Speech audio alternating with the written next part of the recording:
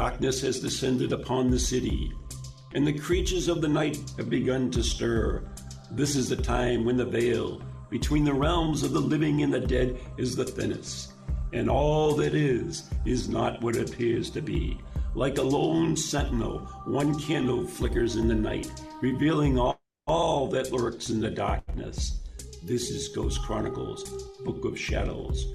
Welcome to the nightmare. And good evening, everyone. I am Ron Cole, that lone candle flickering in the evening, holding up the evil darkness like the wicked witch from the north. My co-host West, she's not from the north, but she could be. Marla Brooks. Mm-hmm. I could go up north if you want me to. Well, you're kind of Northern California, right? Nuh-uh, I'm Southern California. Why, you near San Diego? I am. I'm in Los Angeles. That's Oh, that's like mid California. nuh-uh. Uh-huh. I'm 2 hours away from the Mexican border. So what's San Diego, on the Mexican border? Yeah, pretty much. Yeah. No, sir, I've been there. Of course, Yeah. I did go. Wait a minute, I did go to Tijuana. That's right. Everybody. Yeah, you put your friend in Tijuana and Never come back. now probably not so. No, but, definitely not. yeah. Anyways, we have a guest tonight, We do. Yes, a good guest. if you say so. I will Okay. determine that. All right. So since you said say so, everybody, I tell everybody who he is. Who, me? Yes. No, you're not sticking with that name. You know I can't be here. It's please. Antonio. Well, come on. No. Come on. Antonio P. That's the way we call him, because we're Antonio like P. Or there I'll you make go. it easy. Yeah, or here I'll make it's Antonio Pagliarulo. See? Is it you there? Oh yeah, I thought that was an I. Pretty simple. My eyesight's going. Yeah. I'm guessing that's Italian. It is Italian indeed. Both of my parents are from Italy. Sicily? Yeah. Sicily? Excuse me. By any chance? I'm sorry? Sicily by any chance? No. My mother is from the province of Caserta, which is close to Naples, and my father was born in Bari and grew up in Milan, and they both came here as teenagers. They met in New York. My mother, though, first, when she was a little girl, my mother left Italy and moved to Argentina and lived there for about 10 years almost, and then came here as a teenager. Oh, And that's then so they cool. met and, had their Manhattan meeting love story. So, yeah. So you're second generation, right? Well, I would be considered, excuse me, first generation because my first siblings and generation. I. Yeah, I always get that mixed up. Yeah, my siblings and I were born here in New York. We're born in New York. Oh wow, that's good. You won't get deported. So we were born here and grew up in the Bronx in a house that was very much my grandparents lived downstairs, and that's where I got the start into what today we would call folk magic, because my grandmother um, knew how to remove the evil eye. Okay, From so you grew up with the Italian traditions then? I did. Yes, very much grew up speaking Italian. I still speak Italian. So very Catholic? much the tradition. We were raised Catholic. Yeah, Yes. raised Catholic. Yeah. Yes. Yeah. Oh wow, that's back old school.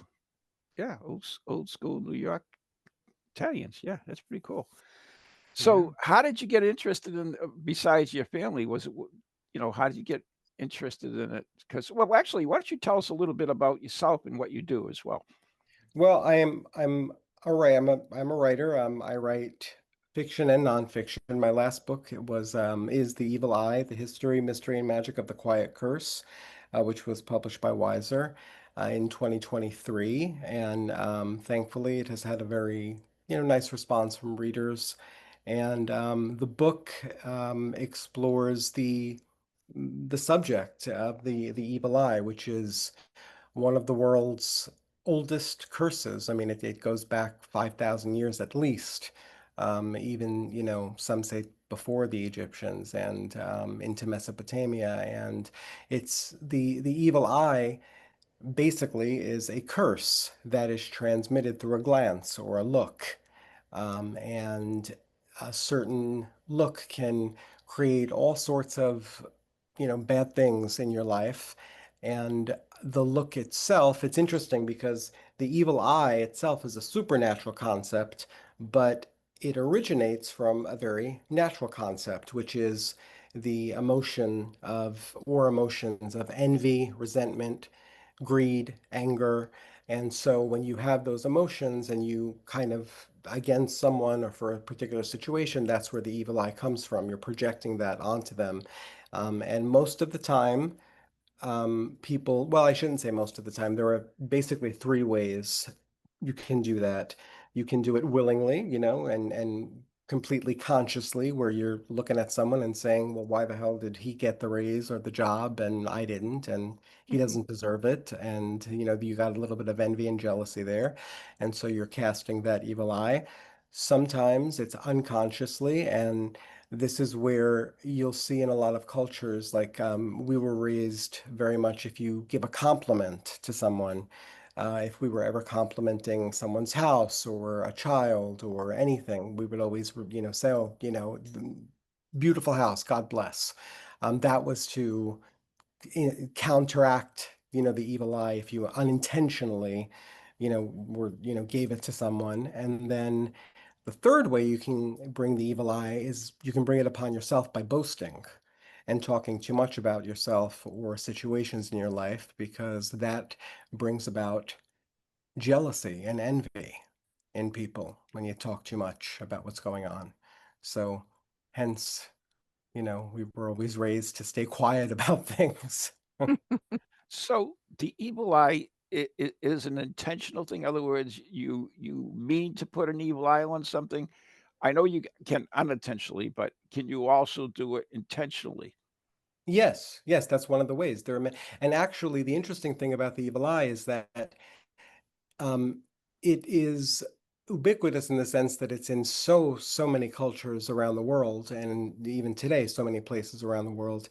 And we can see that even in the recent years, the proliferation of jewelry. I mean, everywhere you look, you could see what's called, people call it evil eye jewelry, and it's, the blue and the white circle, and or another one, a hamsa, or in Italian tradition, there's the cornetto or the cornicello or the mano cornuta. These are all amulets that are designed to, ward away the evil eye. But we've seen a huge rise in that kind of jewelry. You used to be able to get it in specialty places like, a jeweler. Now you can get them just about everywhere, Amazon and Walmart and anywhere you Made want. by the Chinese in So, some cases. and perhaps they are in some cases. Yeah. But what makes it interesting, excuse me, is that no matter what, excuse me, allergy time, God, there's probably they put everyone an has evil eye been, on you. Uh-huh. no, right, the allergies are doing it to me tonight. What's interesting is that the evil eye, everyone has either felt jealousy in themselves. We've either experienced feelings of envy or jealousy for a particular reason, or we've either been on the receiving end of someone's jealousy or envy. And most people will say that they felt that. So that's what makes it, particularly interesting, because it really is something that impacts everyone. No one is, sort of out of its path. It's so funny because you mentioned a lot of the things you mentioned are the deadly sins in the Catholic Mhm. religion. Yeah, well, so the interesting thing is that my grandparents came here from, well, my parents came here from Italy, but my grandparents, who lived downstairs from me, still practiced these traditions that are folk customs and folk traditions. And my grandmother would diagnose the evil eye based on um, a process, water, oil, as a prayer, and then you read what's in the water, and then the evil eye would be taken off. Now, there are many cultures that do it differently. Some don't use water and oil at all to diagnose it or to remove it. Some use, seed packets, or they throw seeds in fire, and if something pops, they do it. Other parts, and this is also different in other regions of Italy. Parts of Sicily will take a plate of water and, you put it on someone's head, and that's how you do the evil eye. Some do it. Um, with someone touching the water. And like I said, some other cultures don't even use water. They use, a lot of different things. And I go into all of not well a great many of the cultures and their traditions in the book. Yeah. So the evil eye is a real thing in your opinion, then?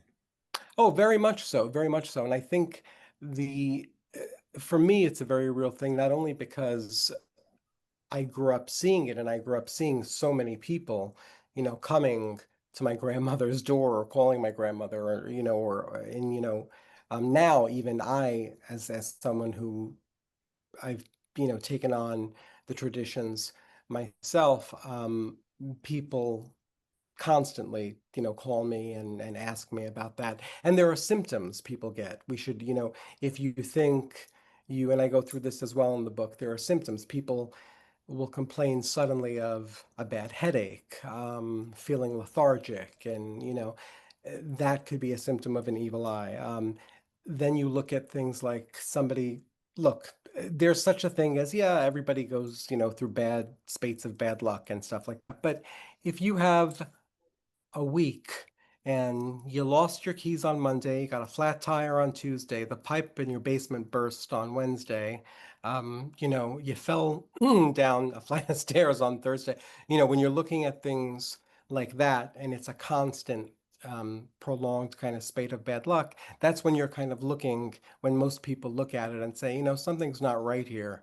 So it's a little bit more than just this idea of bad luck, and I might have an evil eye on me.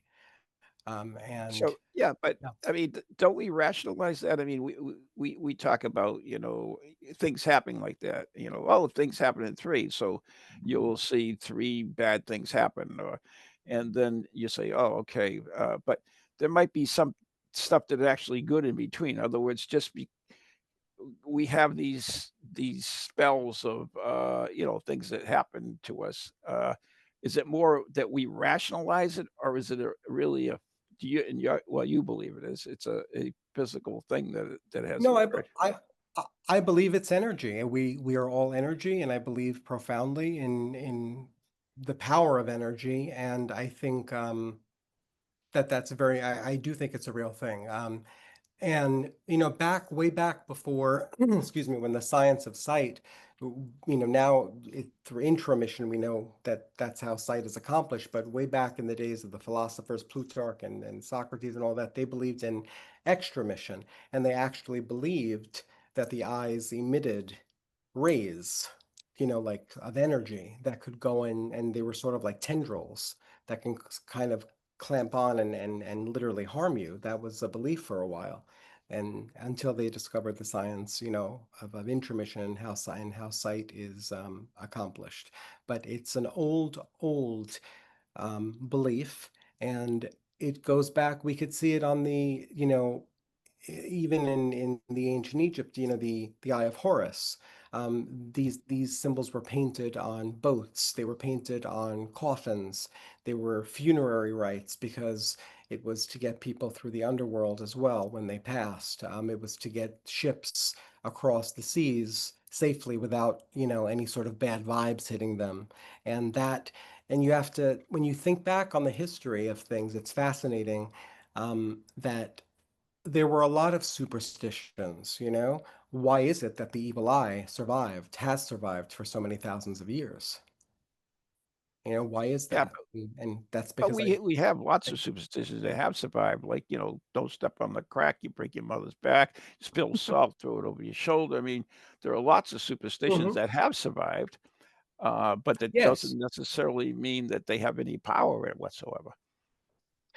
Well, it depends on who's thinking about that. Some people do believe that it does have power. I mean, certainly people who um, call me, or sometimes when if I give readings and I do that, people absolutely do believe it. And I've received that, many letters and responses from readers who have said, I was going through a certain period of my life, and this is what happened, and then I, did a particular spell or a particular ritual in your book, and now that spell of bad luck, or what the evil eye is gone.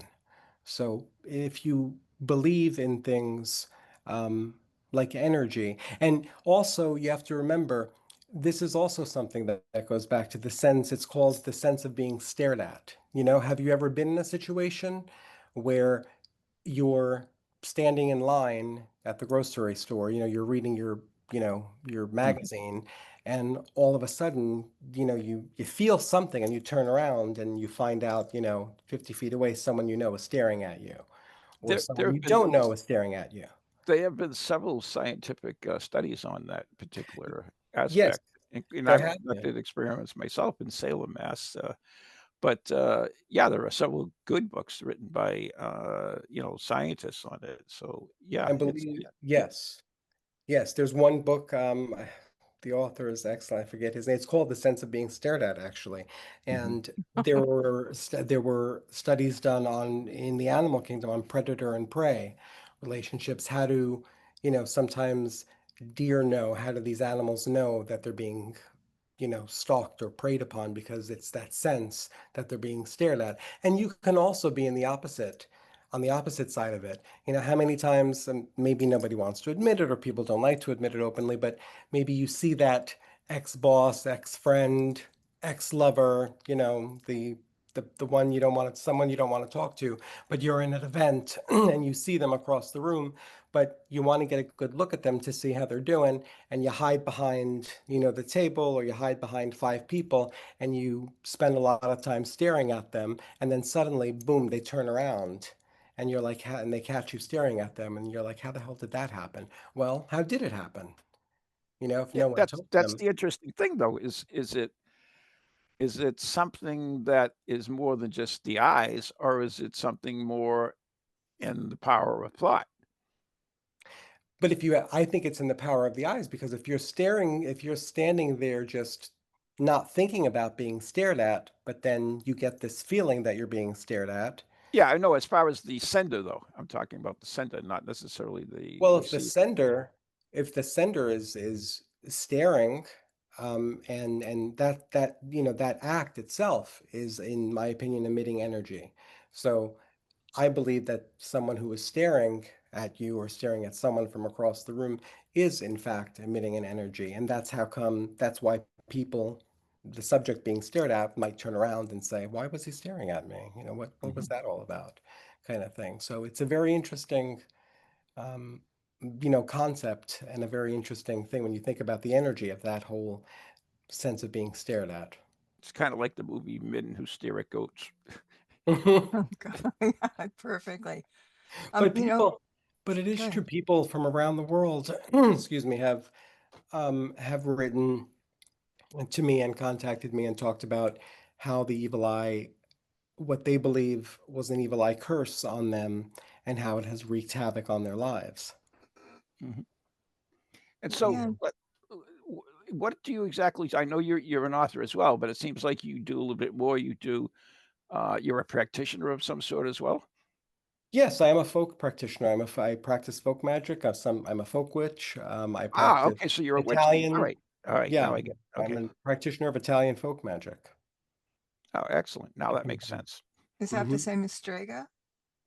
Um, well, there's the Strega is sort of there's Stregeria, which is sort of, a lot of people will look at it, and some of it came out of um, there are a lot of ties to Wicca, and which is the religion sort Mm, of the witch, and it's a form of it. But Italian folk magic is very much a practice. It's not very much. It's not a religion.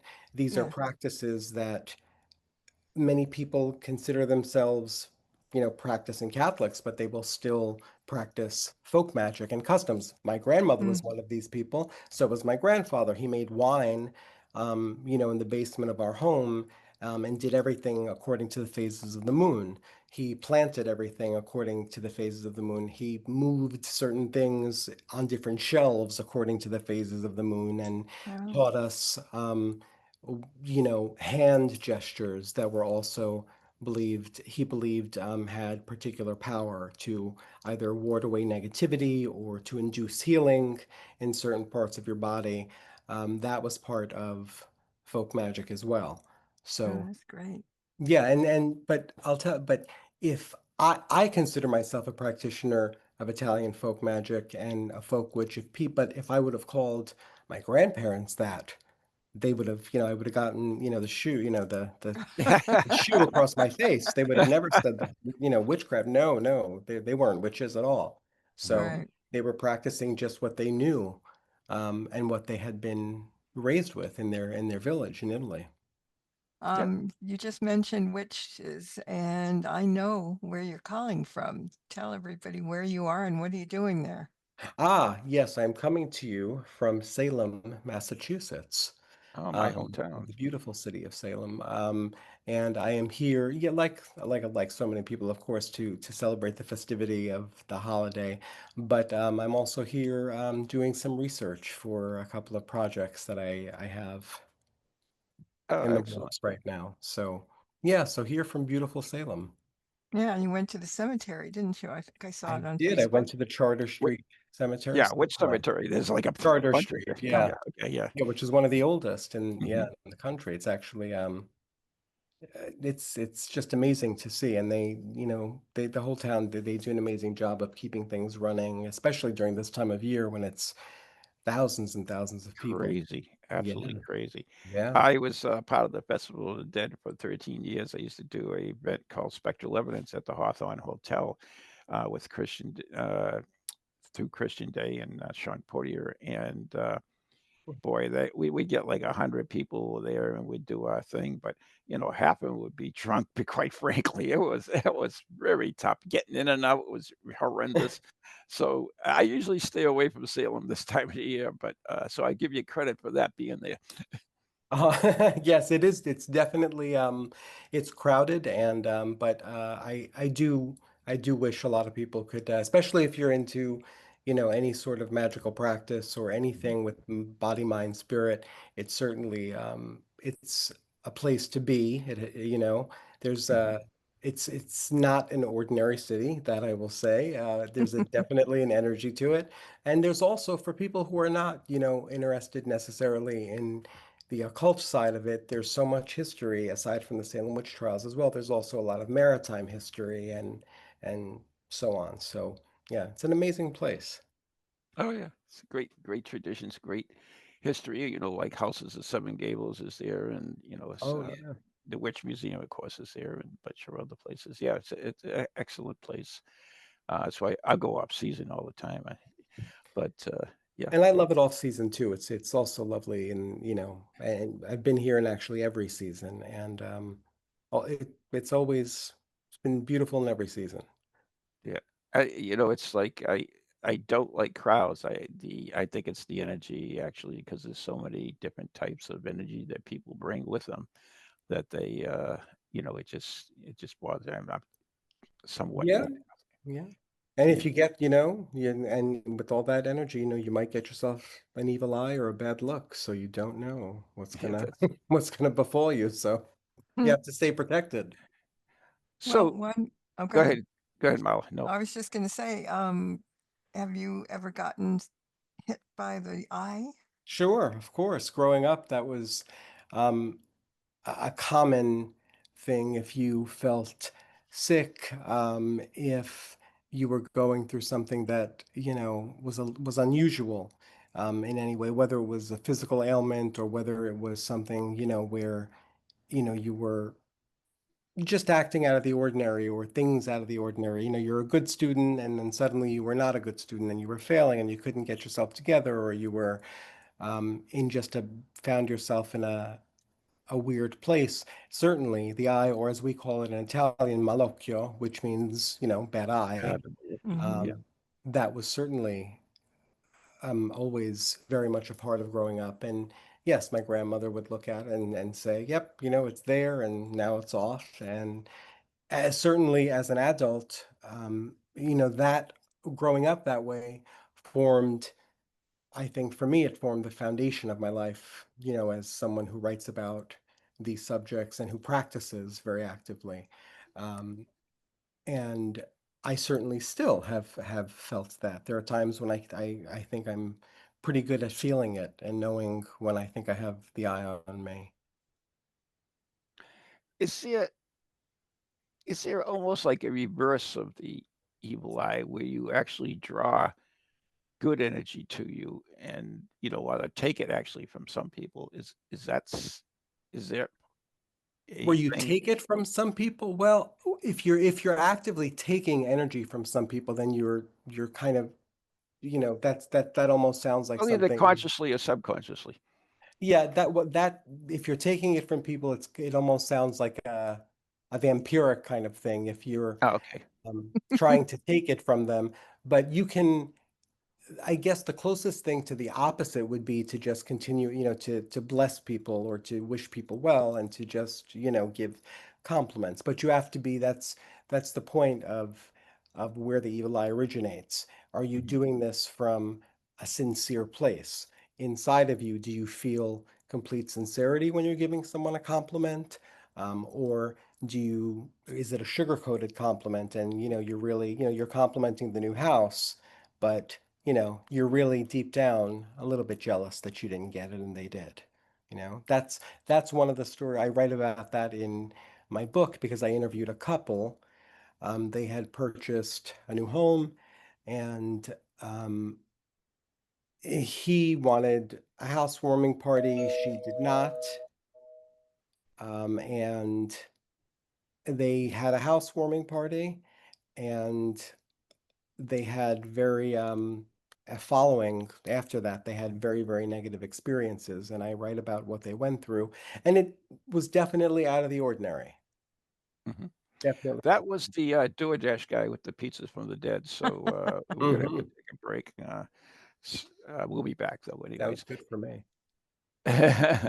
So you can rest your voice for a second there. Mhm. I want Anyways, anchovies on the plate. Thank you. what? You got something against anchovies? Anchovies. You You got got me. something against them? No, I want them. I love You do? anchovies. Yeah. What's wrong with you? Oh, you should know by now. Anyway, yeah. Well, yeah, I'm not going there.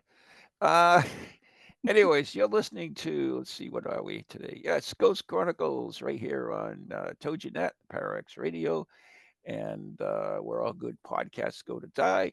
I am Ron Kolick. She is Mala Brooks, and our special guest today is Antonio Pagliarulo or something like that. Pagliarulo, you almost got it. That was pretty Oh, good. yeah, it was Yeah. close. It was a stab, and it was a bad one.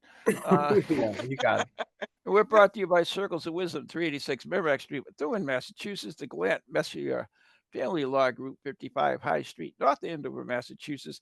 Our very good friends on Ghost Chronicles Radio on Patreon, like John in the chat, and Sue Brown, and Ian Carrigan, and all Craig DeGroot, and a bunch of other people. So we thank you very much. And also, my very good friend Leslie's Martins, positively brilliant Reiki infused candles on Etsy. So we'll be right back here on Pararex after the following messages.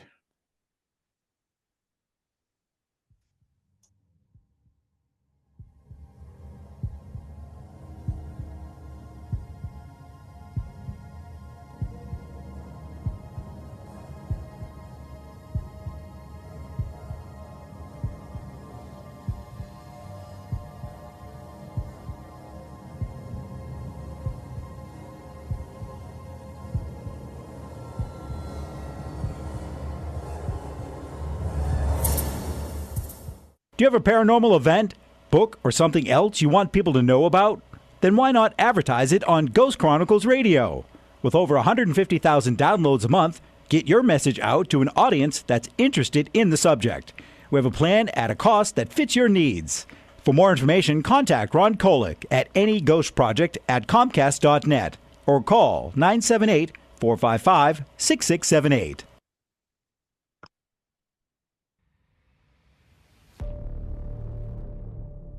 Located in Illinois, there lies a sleepy little town where nothing is a common occurrence.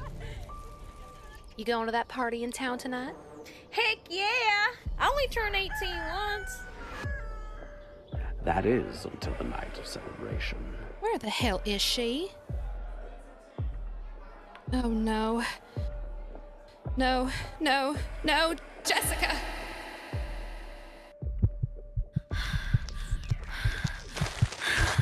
What's happening?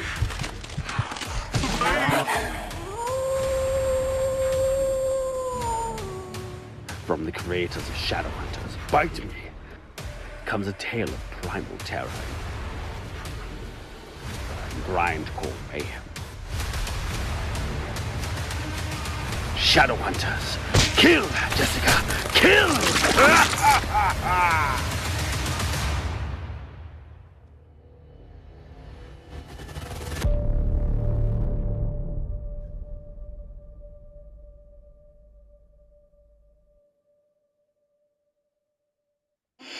Are you reading me? Come in. Hello? Greetings from the Shadow, and welcome to Shadowzine. My name is Jeff Belanger. I'm an author, podcaster, and explorer of the unexplained. For 30 years, I've been investigating the paranormal, UFOs, monsters, and things that bump in the night. Lately, you may have noticed how major TV networks and even social media networks have been pushing our favorite subject back into the shadows. I say good. That's why I launched Shadowzine, a monthly underground publication that covers your favorite topics in depth by some of the leading writers and researchers out there. If you're looking for 30-second TikTok clips, go somewhere else. If you're ready for a deeper dive, put down your phone and pick up Shadowzine. You can't find it in stores. This is old school print. Head to shadowzine.com and be part of the underground revolution. That's shadowzine.com, and I'll see you in the shadow.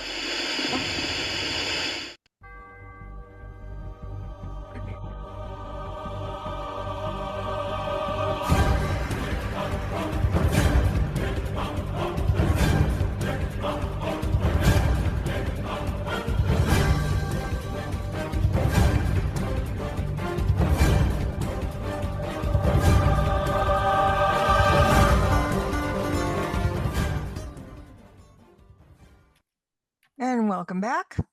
Ron Kolick is here. I'm Marla Brooks, and our guest Antonio. I'm not going to try even to say the Hey, I last name. do it too. Yeah, it's okay. I'll just say Pagliarulo whenever you say Antonio. So we'll get it that way. Thank you. And he's brave enough to stick around for the next half. So hey, welcome. Yeah. Thank you. It's a pleasure to be here.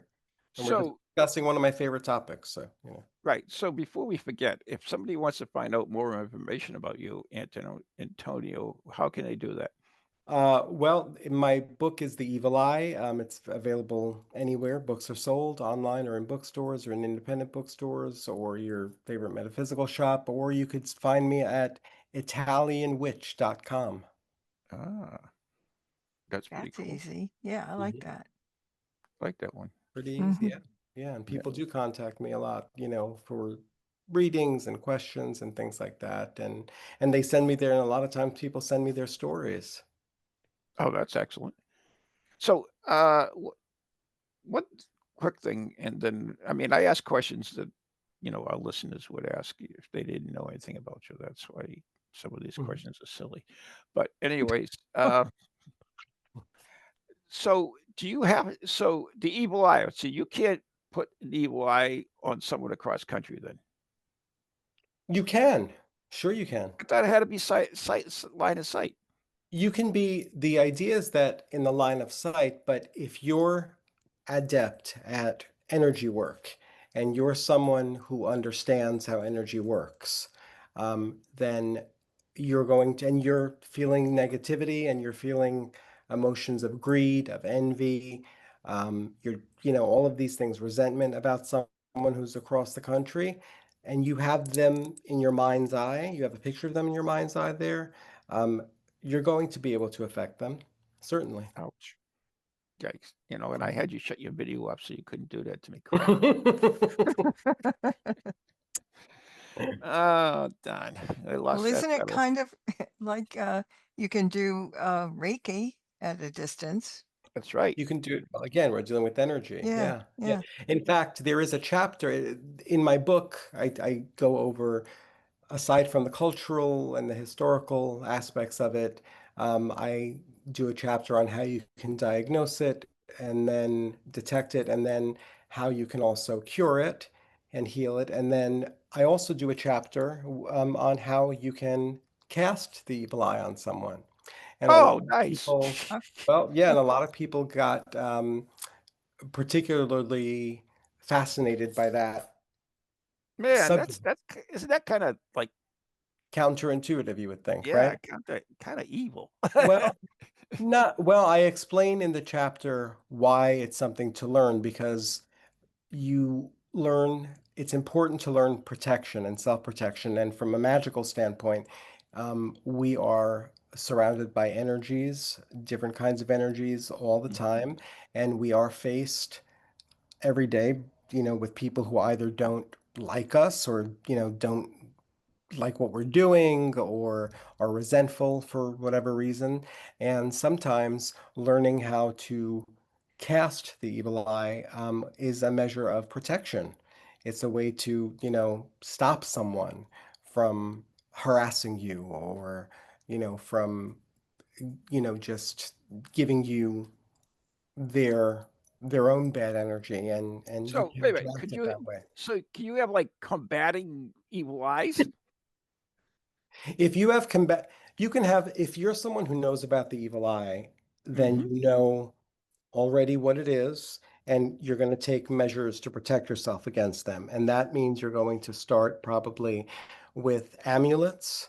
And, people say amulets and talismans, but an amulet really is something that protects you. Whereas, a talisman might be something that draws in luck, an amulet repels bad luck and bad energy. So when you see people wearing things like what they call the evil eye jewelry, what that's An actually Italian called horn? a horn, which is the Okay. cornicella, or Yeah. you have the evil eye itself is called a nazar. The Hamsa is one. And in my book, I go over many, many different charms and amulets from around the world that people use. And there are different types of horns. There are, of course, there are also from your own religious tradition, there are saint medals that people wear that believe very much, people believe wearing their saint medal of the Archangel Michael, or a particular saint that you were raised with. What about a crucifix? A crucifix, certainly people believe that when you're wearing it, that in itself is, it's an Mhm. amulet in and of itself. So most people who are aware of the evil eye are going to kind of arm themselves. They're going to Right. wear that evil eye, that Nazar, or that Hamsa, or that Saint Medal, or that cross, or you know whatever it Mm. is, and it's whatever talisman that you've chosen, that you've basically you've charged, you've chosen, you've infused it with your own energy and your own intention for protection.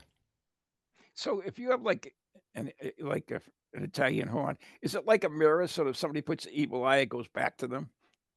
Yeah, well, the idea of the horn is that, like the horn on an animal, it's protective, and it can smite the eye, before it reaches you.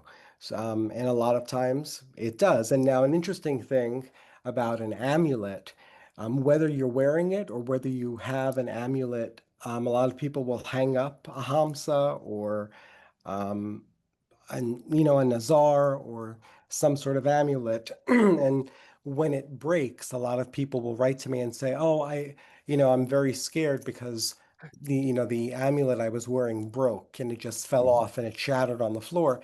And when an amulet breaks, it actually means that it's doing its job. It means it took the hit. So that's why an Ah, amulet broke. It took the negative hit and it did what it was supposed to do. You can replace your amulet, but when your amulet breaks, don't, I always remind people, don't get scared and don't get so worried. It means that it did its job because this it, is Mm. fascinating. yeah. I like the thing that it's called the quiet curse. Hmm. That's to What's me, the it's quiet like, curse? well, go ahead. Subtitle of the book is called The Quiet Curse. Mhm. It's the evil eye, and it's the history, mystery, and magic of the quiet curse. And it's the quiet curse because a glance is silent. Someone can look at you and or channel their energy with a picture of you or thought of you, and it's quiet, it's silent. A lot of times because of Hollywood and different versions of what we've been shown, whether it's through certain horror novels or through certain horror movies, when someone says, "Oh, a curse was cast," they get a very particular image in their heads, and they see an altar and a bunch of candles burning and blood and entrails and horrible sort of things. And what we've been shown throughout the movies. And that's what most people, and certainly there are curses that use different types of things like that. And there are practitioners who know the right timing and the certain herbs and certain accoutrements that you need for cursing. And certain practitioners are adept at doing that. But those kinds of curses, you really have to know how to do those. And they're specific, as opposed to the evil eye. It's specific to your emotion of envy and to the emotion of, jealousy, greed, as I said before. So, but it's quiet and someone can look at you again, like going back to the sense of being stared at. You can be stared at, and someone can give you, you could be sitting at a table with 12 people, and someone could, stare at you and be very quiet and completely silent about it, but you don't know it. They can come into your home and sit there and, take a glass of wine and enjoy the party and say, oh, lovely home, but they're actually giving you the eye and it's silent. So that's why it's Oh, so wow. frightening to people. Hmm. Mm. So I noticed in Italians that hand gestures are a big part of your culture. Is that Mhm. involved in the evil eye as well, or is it just something separate? Huge.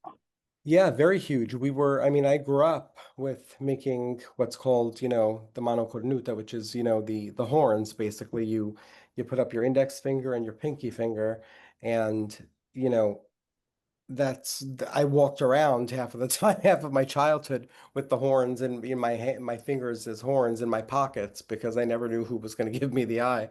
And sometimes I will still do that, and that's something that's very, very real, especially in Italy and in Italian American culture. The horn is very much you Mhm. see it hanging, of course, on mirrors and cars and things like that, but you'll see the hand gesture of the horns and Italians do that very much, and that's to ward off the evil eye or to ward off that negativity.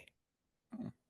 Can Interesting. somebody get the evil eye on them if they don't believe in it? Because, Mhm. in witchcraft too, people always say that. Well, you can't do it if I don't believe in it. So what do you say about that? Oh, I think if you have the evil eye on you, I think you'll become a believer.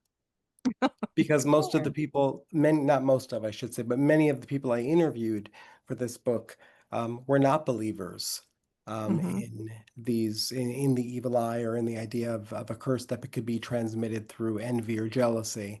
But then they experienced it and they became believers, as I spoke before about the couple that Hmm. had a house party and then had Yeah. just a number of things that were just came out of nowhere and then they took measures to um, get rid of the eye. They took measures to, spells or rituals, cleansings, things like that.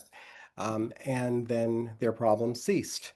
And so one of the two who really did not want to believe in it and had gone years with sort of not believing in it. She had sort of put it behind her, came back to believing in it because of her experience, and also doing certain rituals for cleansing, wearing certain amulets, saying certain prayers or incantations, things like that, um, healed in essence their situation. So people become believers when they, a lot of times it's desperation. People who don't believe, if they say, look, all these bad things are happening. My relationship broke up. I got demoted or I lost my job or, there's financial trouble. This is happening. My health, this is happening. And they often seek out answers through magical practitioners or just for a reading or something like that. And they'll find that someone will say, if I do a reading, I say, well, yeah, here's you do have the evil eye and here, I'm going to remove it from you. And I will get emails from people, a week later or 2 weeks later who will say, thank you, I feel better, or the situation that I came to you for has, corrected itself, has, changed for the better. I didn't lose my job as I thought I was going to be, and now stuff is better in the home. A lot of times, and it's not only physical manifestations like headaches, or it's not only things like, falling down the stairs or the car or a flat tire, your home as well. Don't forget your home, your sanctuary, your windows are the eyes of your home. So, um, there can be an evil eye on a home and people suddenly say, I don't know what happened. We were, living peacefully for the last 10 years and then all of a sudden, boom, everyone's, we've been at each other's throats for the last 3 weeks and I can't explain why, or for the last 3 months and I can't explain why. Well, there's very good possibility that that's the result of someone's envy, or the envy of a few people. Yeah. So does the evil eye dissipate, or perhaps because like the sender no longer, thinks about the person or situation? Yes, I've certainly interviewed people and know people who've said, I really do. 10 years ago, I had this really bad situation where I know I had the evil eye on me and I didn't do anything about it because I didn't know how to do anything about it. And that's because I hadn't written my book yet. But now they know what to do about it if they want to. But and then they said, it eventually faded away, but why, it took quite a bit of time for things to normalize again. You have to remember that when somebody is giving you negative energy, it's essentially, creating a tremendous amount of imbalance in your life. That's really what negative energy does. And if you don't have to live with it until it just fades away, which could take, months or in certain cases years, why go through that if Yeah. you don't No. have to? Yeah, no, I was just curious. Yeah. Saying, yeah, if you definitely could solve a problem, you definitely want to solve it. But I Yeah. was just wondering if it does, if it does have like a shelf life. I I got think, something that, yeah. oh, go ahead. No, go finish. Oh, I was just Sorry. going to say, I think there are people who certainly do, are, victims of an evil eye and don't do anything about it. And I think those people, just spend a longer amount of time in that cycle, in that negative cycle, as opposed to the ones who go and seek out cleansings or Right. healings or things to break it or to banish it. Okay, Marla, what were you gonna say? Okay, so all of us, we have some kind of pendulum that we wear. We have our whatever, and you're wearing a cross, you're wearing a Jewish star, you're wearing a anything else. That's supposedly when we're wearing them, they're supposed to protect us, aren't they? Mm-hmm. Yeah. If you've So, charged, there's a way, when I write about it, I talk about choosing your amulet and mm-hmm, doing the work. A lot of people choose an amulet. They'll buy what they call, as I said before, like evil eye jewelry, which is in fact right. bizarre, Yeah. but they'll just put it on and they go, oh, okay, now I'm protected. Well, Yeah. not quite. Um, Yeah. you have to do a little bit of work in that. It's Mm-hmm. you have to connect with it. You have to, give it your intention. Sometimes people want to bless it, with holy water, or they want to bless it with Mm-hmm. salt, or they want to, leave it under the statue of a deity or a saint, or um, someone, or an ancestor who was a protective person to them. So you have to, it's not just a matter of buying an amulet and throwing it around your neck. Right, You right. have to intentionally sort of charge, as you know, Marlene, witchcraft, we call it charging something Yeah. with your Uh-huh. energy. Just Sure. as you would charge a candle when you're doing a spell, you'll charge it for Mm-hmm. whatever intention you have, for Yeah. success or for healing or Yeah. whatever it is. It's the same thing with an amulet. You want to charge it, and you want to make sure you're giving it that energy, and that it's, so that it will do its work of protecting you. Yeah. Well, Sure. I've done that for me, so I Mhm. know that, but I just think somebody I know says, I just get it to God. God will save me. I Mhm. will hurt you at all. He won't let it hurt. And I'm Mhm. thinking, well, okay. I mean, it's good to believe in that, but a little extra isn't any harm either. No, Well, not at all. that's my belief. You could never be too protected, and it's certainly true. You want to believe that God protects you, and certainly that's true Hmm. for so many people. But there's certainly nothing wrong with taking the extra measure into your own hands, because in this sense you can be in control of what amulet you're wearing, or what sort of spell or ritual you're going to perform to counteract the evil eye. And if you Hmm. can take those steps, why not do it yourself? Sure. Right. Yeah. And I mean, it seems like your book is non-dominational. You cover all the different modalities and religions. So, is that correct? Yes, yes, I do. I do. I go through several um, faiths and religions, and how they all had some form of the evil eye, or the belief that envy and jealousy were and are such strong emotions, perhaps the strongest emotions, and they're such human. They're such facets of the human condition. Being envious of something, and you can't always help that. It just arises in you. Like I said before, if someone gets that job that you worked hard for and you thought it was yours, you might not be an envious person. You might not want to feel the energy or feel the feeling of being envious or jealous or something, but it happens. You feel it. Um, and that just happens. And in all religions that I've written about in the book, there is some form of throughout history where the evil eye comes up. Yep, that's the end. That's the old dealer dash guy with more pizza for us. That's what it is at the party there. Yeah. So once again, the book is, and where can we find it? The book is The Evil Eye: The History, Mystery, and Magic of the Quiet Curse. You can find it right now on Amazon. You can find it on Barnes and Noble. You can find it in stores, your favorite independent seller. You can find it in your favorite metaphysical shop. If you go onto Amazon right now, you'll see it. Barnes and Noble, you'll see it.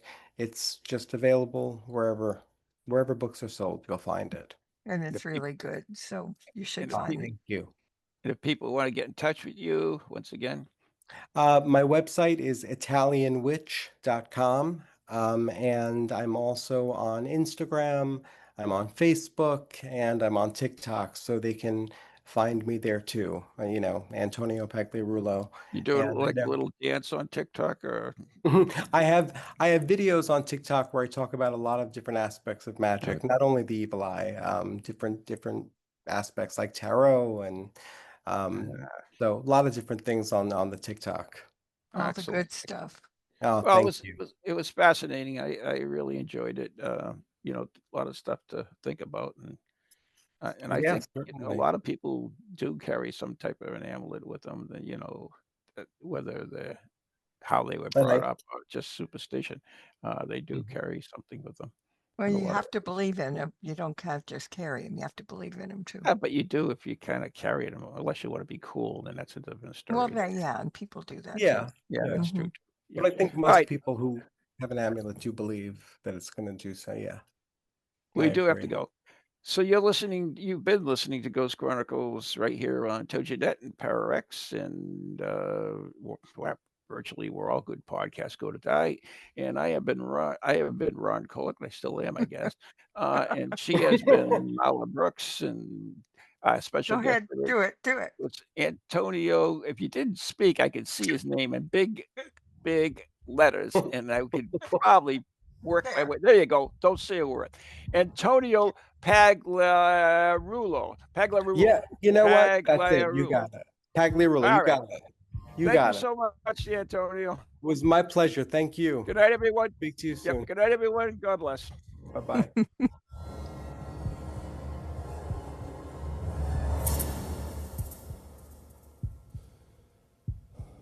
From goalies to ghosties, long-leggedy beasties, and things that go bump in the night. Deliver us, good Lord.